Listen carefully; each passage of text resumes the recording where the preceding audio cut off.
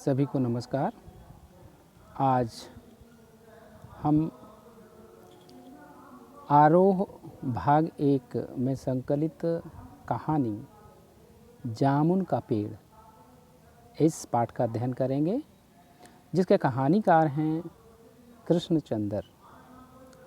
कृष्णचंद्र कहानीकार का सबसे पहले हम परिचय प्राप्त करते हैं। कृष्णचंद्र का जन्म पंजाब के गुजरांवाला ज़िले के वज़ीराबाद गांव में 1914 ईस्वी में हुआ। इनकी प्राथमिक शिक्षा जम्मू कश्मीर के पुंछ क्षेत्र में हुई। 1930 ईस्वी में वे उच्च शिक्षा के लिए लाहौर आ गए तथा फॉरमैन क्रिश्चियन कॉलेज में प्रवेश लिया। 1934 ईस्वी में उन्होंने पंजाब विश्वविद्यालय से अंग्रेजी में एमए किया। इसके बाद ये फिल्म जगत से जुड़ गए और अंत तक मुंबई में ही रहे। इन्हें साहित्य अकादमी द्वारा पुरस्कृत किया गया और इनका निधन 1977 ईस्वी में हुआ। अगर हम रचनाओं की बात करें तो इनकी रचनाओं में सबसे पहले कहानी संग्रह एक गिरजा एक खंदक, यूकेलिप्टस की डाली। एक गिरजा एक खंदक और यूकेलिप्टस की डाली, ये दो हैं इनके कहानी संग्रह। जहाँ तक उपन्यास की बात है तो उपन्यास विधा में इन्होंने लिखा है शिकस्त जरगांव की रानी, सड़क वापस जाती है, आसमान रोशन है, एक गधे की आत्मकथा, अन्नदाता, हम वहसी हैं, जब खेत जागे, 52 पत्ते, एक वायलिन समंदर के किनारे, कागज़ की नाव, मेरी यादों के किनारे। तो ये इस तरह से इनकी कहानी और उपन्यास की बात आती है। ये हिंदी साहित्य के बहुत ही सशक्त हस्ताक्षर रहे हैं। प्रगतिवादी लेखक संघ से इनका जुड़ाव भी रहा है। अब हम बात करते हैं इनके साहित्यिक विशेषताओं की। तो जैसा कि हम जानते हैं कि प्रेमचंद के बाद जिन कहानीकारों ने कहानी विधा को नई ऊंचाइयों तक पहुंचाया, उनमें कृष्णचंद्र महत्वपूर्ण हैं। इनका प्रगतिशील लेखक संघ से गहरा संबंध था। इस विचारधारा का असर इनके साहित्य पर भी देखने को मिलता है। ये उन लेखकों में से हैं जिन्होंने लेखन को ही रोजी रोटी का सहारा बनाया। कृष्णचंद्र ने उपन्यास, नाटक, रिपोर्टाज और लेख भी बहुत से लिखे हैं, लेकिन उनकी पहचान कहानीकार के रूप में हुई है। महालक्ष्मी का पुल, आईने के सामने आदि इनकी मशहूर कहानियाँ हैं। इनकी लोकप्रियता इस कारण से भी है कि वे काव्यात्मक रोमानियत और शैली की विविधता के कारण अलग मुकाम बनाते हैं। कृष्णचंद्र उर्दू कथा साहित्य में अनूठी रचनाशीलता के लिए बहुचर्चित हैं। ये उर्दू के लिए लिखा करते रहे हैं। उर्दू कथा साहित्य में इनकी बहुत ही प्रसिद्धि है। वे प्रगतिशील और यथार्थवादी नज़रिए से लिखे जाने वाले साहित्य के पक्षधर थे। तो इस तरह से कहानीकार कृष्णचंद्र का एक संक्षिप्त परिचय हमने प्राप्त किया। अब दूसरी स्लाइड में हमारे पास कहानी का वीडियो है, जहां पर आप क्लिक करेंगे इस चित्र के ऊपर तो इस कहानी से संबंधित वीडियो प्ले होगा, जिसे आप आसानी से कहानी का सार देख और सुन सकते हैं। तथापि मैं कहानी का सार पढ़ना चाहूँगा, लेकिन कहानी के सार को पढ़ने के लिए आइए अगली स्लाइड पर चलते हैं। जामुन का पेड़ कृष्णचंद्र की प्रसिद्ध हास्य व्यंग्य कथा है। हास्य व्यंग्य के लिए चीज़ों को अनुपात से ज़्यादा फैला फुलाकर दिखलाने की परिपाटी पुरानी है। यह कहानी भी उसी का पालन करती है, इसलिए इसकी घटनाएं अतिशयोक्तिपूर्ण और अविश्वसनीय लगने लगती हैं। विश्वसनीयता ऐसी रचनाओं के मूल्यांकन की कसौटी नहीं हो सकती, परंतु पाठ ये स्पष्ट करता है कि कार्यालयी तौर तरीकों से में पाया जाने वाला विस्तार कितना निरर्थक और पद अनुक्रम कितना हास्यास्पद है। यह व्यवस्था के संवेदन शून्य और अमानवीयता के रूप को भी बताता है। आइए देखते हैं कहानी। रात को आंधी चली। रात को चली आंधी में सचिवालय के पार्क में जामुन का पेड़ गिर गया। सुबह माली ने देखा कि उसके नीचे एक आदमी दबा पड़ा है। उसने यह सूचना तुरंत चपरासी को दी।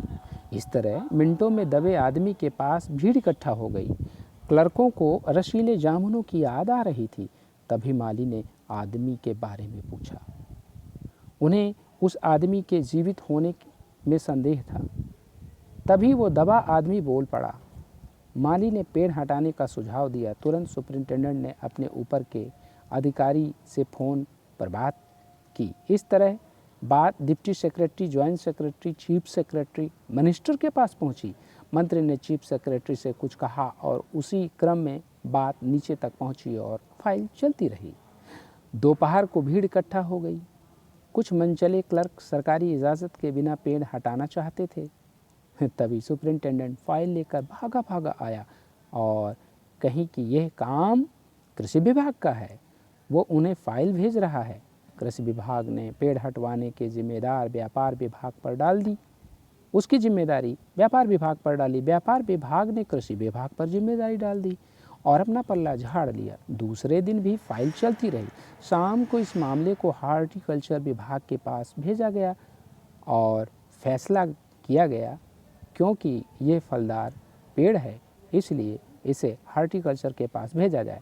रात को माली ने दबे हुए आदमी को दाल भात खिलाया, जबकि उसके चारों तरफ पुलिस का पहरा था।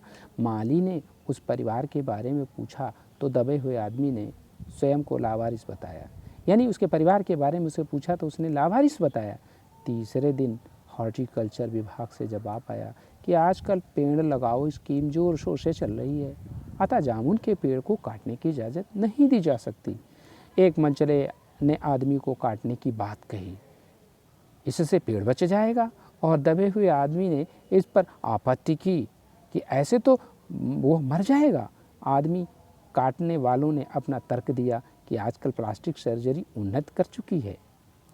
यदि आदमी को बीज से काटकर निकाल दिया जाए तो उसे प्लास्टिक सर्जरी से जोड़ा जा सकता है।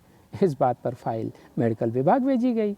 वहाँ से रिपोर्ट आई कि सारी जांच पड़ताल करके पता चला कि प्लास्टिक सर्जरी तो हो सकती है किंतु आदमी मर जाएगा, अतः ये फैसला रद्द हो गया। रात को माली ने उस आदमी को बताया कि कल सभी सचिवों की बैठक होगी, वहाँ केस सुलझाने के आसार हैं, केस वहाँ सुलझ जाएगा। दबे हुए आदमी ने गालिब का एक शेर सुनाया। ये तो माना कि गला फूल न करोगे, लेकिन खाक हो जाएंगे हम तुमको खबर होने तक। ये सुनकर माली हैरान हो गया। आदमी के शायर होने की बात सारे सचिवालय में फैल गई।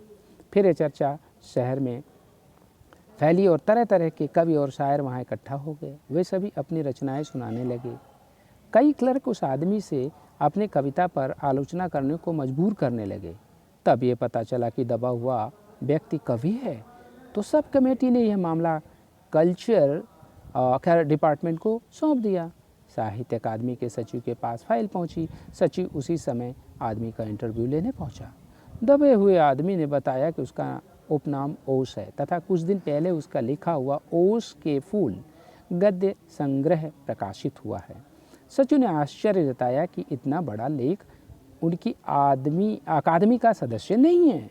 आदमी ने कहा कि मुझे पेड़ के नीचे से निकालिए। सचिव उसे आश्वासन देकर चला गया। अगले दिन सचिव ने उस साहित्य अकादमी का सदस्य चुने जाने की उसे बधाई दी। आदमी ने उसे पेड़ के नीचे से निकालने की प्रार्थना की तो उसने असमर्थता जताई। उसने कहा कि यदि तुम मर गए तो वे उसकी बीवी को वजीफ़ा दे सकते हैं। उनके विभाग का संबंध सिर्फ कल्चर से है। पेड़ काटने का काम आरी कुल्हाड़ी से होगा। वन विभाग को लिख दिया गया। शाम को माली ने बताया कि कल वन विभाग वाले पेड़ काटेंगे। माली खुश था। दबे हुए आदमी का स्वास्थ्य जवाब दे रहा था। दूसरे दिन वन विभाग के लोग आरी कुल्हाड़ी लेकर आए तो विदेश विभाग के आदेश से यह कार्य रोक दिया गया।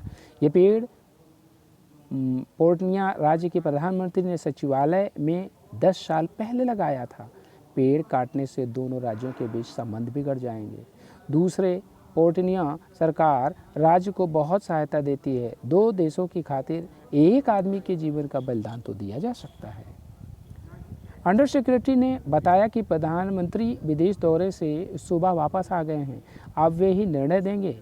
शाम के 5 बजे स्वयं सुप्रिंटेंडेंट कवि की फाइल लेकर आया और चिल्लाया कि प्रधानमंत्री ने सारी जिम्मेदारी स्वयं लेते हुए पेड़ काटने की अनुमति दे दी है। कल ये पेड़ काट दिया जाएगा। तुम्हारी फाइल पूरी हो गई। परंतु कवि का हाथ ठंडा था। उसके जीवन की फाइल भी पूर्ण हो चुकी थी। इस तरह से ये कहानी का सार था और कहानी का सार संकलन यहाँ पर समाप्त हुआ। आप सभी कहानी को ध्यानपूर्वक जब पढ़ेंगे तब कहानी का सार पूर्णतः आपको समझ में आ जाएगा और सरकारी विभाग में कार्य प्रणाली और जो कार्यशैली है उस पर यहाँ व्यंग्यात्मक टिप्पणी की गई है, वही इसकी विशेष बात है इस कहानी में। आइए अब कहानी के कुछ बोधात्मक प्रश्न हैं जिन पर चर्चा करते हैं। जामुन का पेड़ पाठ का प्रतिपाद्य क्या है? तो उत्तर होगा जामुन का पेड़ कृष्णचंद्र की प्रसिद्ध हास्य व्यंग्य कथा है। हास्य व्यंग्य के लिए चीज़ों को अनुपात से ज़्यादा फैला फुलाकर दिखाने की परिपाटी पुरानी है और ये कहानी भी उसका अनुपालन करती है, जैसा कि हमने पूर्व में बताया। इसलिए इसकी घटनाएं अतिशयोक्तिपूर्ण और अविश्वसनीय लगने लगती हैं। विश्वसनीयता ऐसी रचनाओं के मूल्यांकन की कसौटी भी नहीं हो सकती है। ये पाठ स्पष्ट करता है कि कार्यालयी तौर तरीकों में पाया जाने वाला विस्तार कितना निरर्थक और पदानुक्रम कितना हास्यास्पद है। ये व्यवस्था के संवेदन शून्य और अमानवीयता के रूप को बताता है। यही इस पाठ का एक तरह से प्रतिपाद्य है। हॉर्टिकल्चर विभाग का जवाब व्यंग्यपूर्ण क्यों था? हॉर्टिकल्चर विभाग का जवाब व्यंग्यपूर्ण क्यों था? तो हॉर्टिकल्चर विभाग के सचिव ने जवाब दिया कि उनका विभाग पेड़ लगाओ अभियान में जोर शोर से जुटा हुआ है। ऐसे में किसी भी अधिकारी को पेड़ काटने की बात नहीं सोचनी चाहिए। जामुन फलदार पेड़ है, अतः फलदार पेड़ को काटने की अनुमति कदापि नहीं दे सकते। लेखक व्यंग्य करता है कि ऐसे अफसरों को अपनी नीतियों फलों की अधिक चिंता रहती है, व्यक्ति की जान की नहीं। तीसरा प्रश्न, पेड़ के बजाय आदमी को काटने की सलाह पर टिप्पणी करें। तो एक मनचले क्लर्क ने यह सलाह दी कि यदि जामुन के फलदार पेड़ को बचाने की ज़रूरत है तो उसके नीचे दबे आदमी को काट कर निकाल लो, फिर उसे प्लास्टिक सर्जरी से जोड़ दिया जाएगा। इस तरीके से पेड़ भी बच जाएगा। ये सुझाव सरकारी बाबुओं की संवेदन शून्यता पर चोट करती है। ये ऊट पटांग सुझाव देते हैं ताकि अफसर खुश रह सके। चौथा प्रश्न, यह कहना कहाँ तक युक्त संगत है कि इस कहानी में हास्य के साथ साथ करुणा की भी अंतर्धारा है? अपने उत्तर के पक्ष में तर्क दीजिए। ये बहुत ही महत्वपूर्ण प्रश्न है। इस तरह के प्रश्न एग्ज़ाम में बहुत ज़्यादा पूछे जाते हैं। ये मूल्य पर एक प्रश्न है। तो आइए देखते हैं इसका उत्तर। ये कहना बिल्कुल सही है कि यह कहानी हास्य के साथ साथ करुणा की भी अंतर्धारा है। व्यक्ति पेड़ के नीचे दबा हुआ है, चारों तरफ भीड़ जमा है। वे जामुन के पेड़ तथा रसीले जामुनों की चर्चा कर रहे हैं, परंतु दबे व्यक्ति को बचाने का प्रयास नहीं होता। क्लर्क, अधिकारियों तथा विभागों की फूहड़ हरकतें हास्य के साथ साथ करुणा को भी जागृत करती हैं। फाइल चलती रहती है। माली ही दया करके उसे खाना खिलाता है। कुछ